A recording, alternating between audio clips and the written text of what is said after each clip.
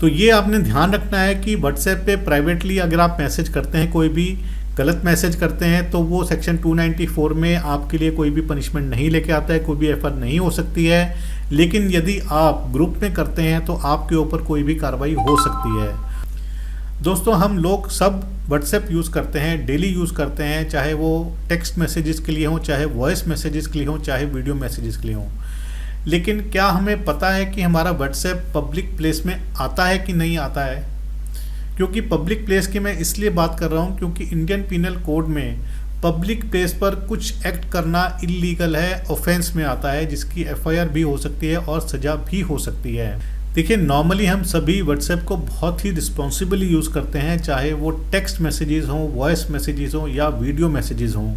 हम ये भेजने से पहले इंश्योर करते हैं कि हम कोई गलत चीज़ तो नहीं भेज रहे हैं, कोई गलत वॉइस मैसेज तो नहीं भेज रहे हैं। और यहाँ पर गलत से मेरा मतलब है ऑब्सीन, गंदा, किसी को हर्ट करने के लिए।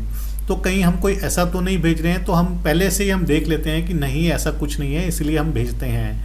लेकिन कई बारी रिलेशनशिप की वजह से, चाहे वो हस्बैंड वाइफ के रिलेशनशिप हो जहाँ पे उनके कुछ मैट्रिमोनियल इश्यूज चल रहे हैं, चाहे वो एम्प्लॉयर एम्प्लॉय के हों या किसी और के हों, तो ऐसे में कई बारी जहाँ पर दो व्यूज़ नहीं मिलते हैं, तो वहाँ पर आप जब मैसेजेस करते हैं तो आप कई बारी जाने अनजाने में कुछ गलत मैसेजेस भी कर देते हैं, अपने आप का आप आपा खो देते हैं, आप अपने एंगर में उसको कर देते हैं, लेकिन बाद में आपको रियलाइज़ होता है कि आपने गलत मैसेज कर दिया है।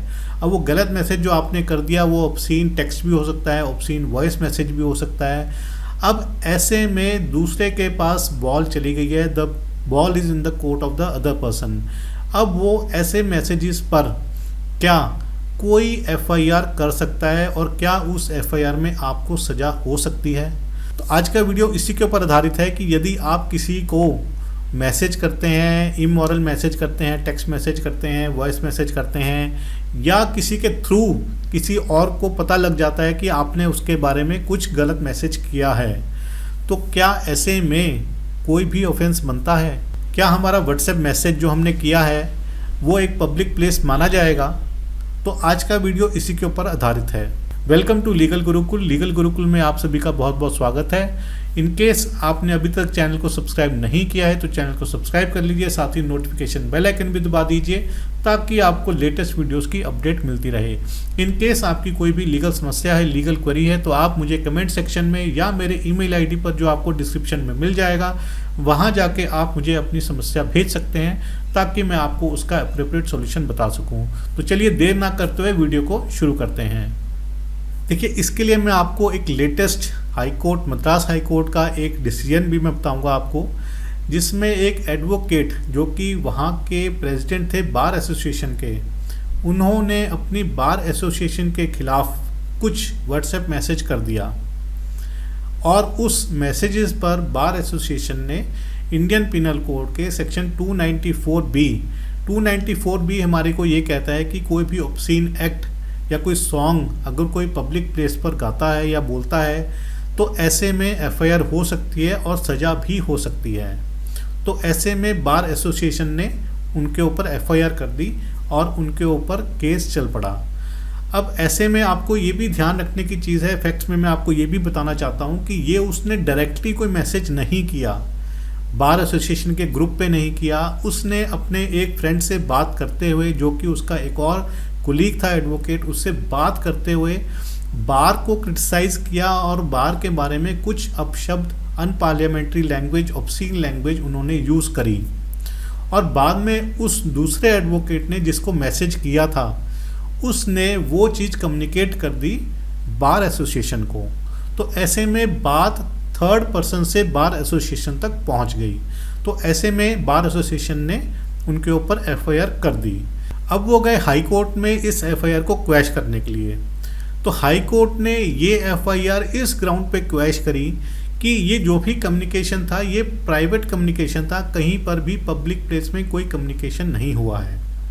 यदि कोई भी पर्सन किसी भी दूसरे पर्सन को व्हाट्सएप पे प्राइवेटली मैसेज कर रहा है, इट मीन्स कि वो कोई ग्रुप पे नहीं है। आप ध्यान दीजिए कि ग्रुप पे नहीं है, वो किसी पर्सन को प्राइवेटली मैसेज कर रहा है। अगर वो कोई ऑब्सीन मैसेज भी है, कोई इमोरल मैसेज भी है, कोई वर्ड है, चाहे वॉइस मैसेज है, अगर वो प्राइवेटली किया जा रहा है तो वो पब्लिक प्लेस में नहीं फॉल करता है। और क्योंकि पब्लिक प्लेस में वो नहीं फॉल करता है, इस करके सेक्शन 294 में एफआईआर नहीं हो सकती है। इस ग्राउंड पर उनकी एफआईआर क्वैश कर दी गई।